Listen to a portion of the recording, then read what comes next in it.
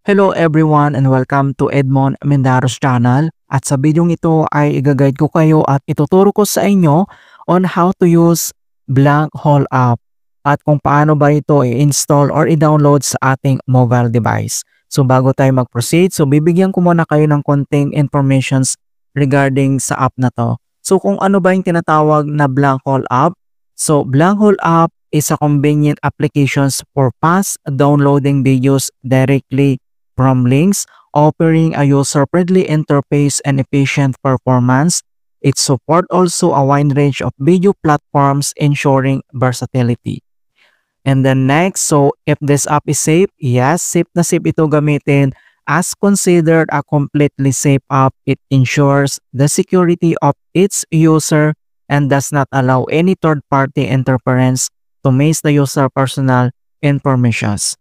Okay, so safe po siya na gamitin mga kaibigan.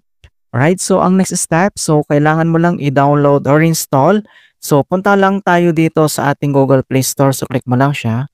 And then type mo lang dito sa searching address bar yung black hole. Ito siya. So ganito yung makikita mo.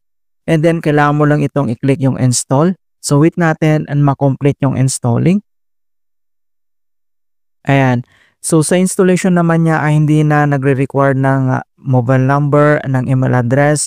So directly kapag click mo yung install ay ma-install ka agad and pwede mo na itong gamitin. Alright, so kung paano ba ito gamitin, and then open lang itong app na yan. So click mo lang itong open.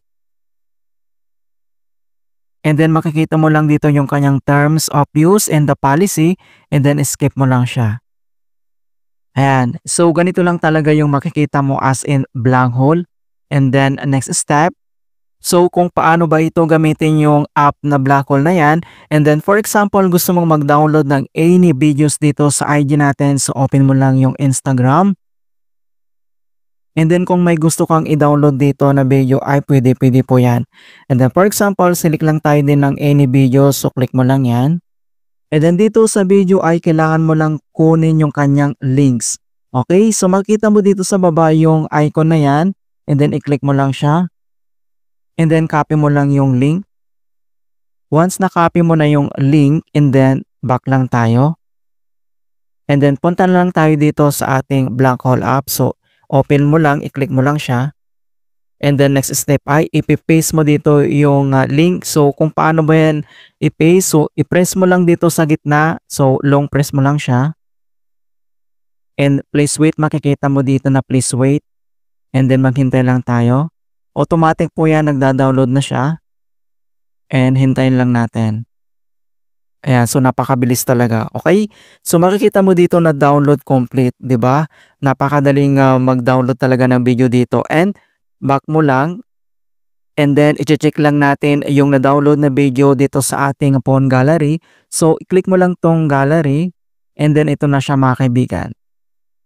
Ayan. So ito na yung na-download natin na video galing sa IG natin. 'Di ba? Makikita mo dito yung quality ng video ay napakalinaw talaga mga kaibigan, as in HD. Ayan. And then kung gusto mo namang mag-download ng video sa ating YouTube channel, so open mo lang yung YouTube channel mo. And then select lang tayo dito ng any videos na ating i-download.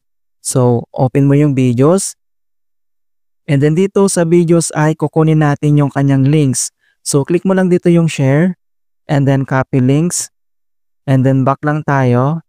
And then punta tayo dito sa Black Hole app. So click mo lang yan. Open natin. And ang gagawin natin dito ay long press mo lang siya. Long press and please wait. So hintay lang natin. Ayan. So makikita mo dito na nag-start na siya mag-download and download complete. Ayan. So napakabilis lang. And back lang tayo. And open lang yung ating gallery. Open lang natin. And then ito na siya mga kaibigan. So itong video na to ay nasa YouTube channel natin.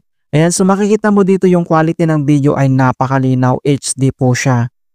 Ayan. Okay, so complete po siya na ma-download mga kaibigan. Ayan, so napakaganda talaga to gamitin. Any social platform mo, pwede mong gamitin itong app na yan. Kung gusto mong mag-download from TikTok also, pwede po yan. IG, sa Facebook natin, pwede po yan. Kukunin mo lang yung links niya.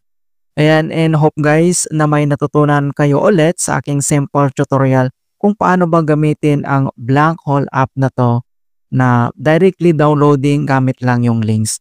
Ayan guys, so guys, please don't forget to like this video and subscribe to my channel for more quality contents.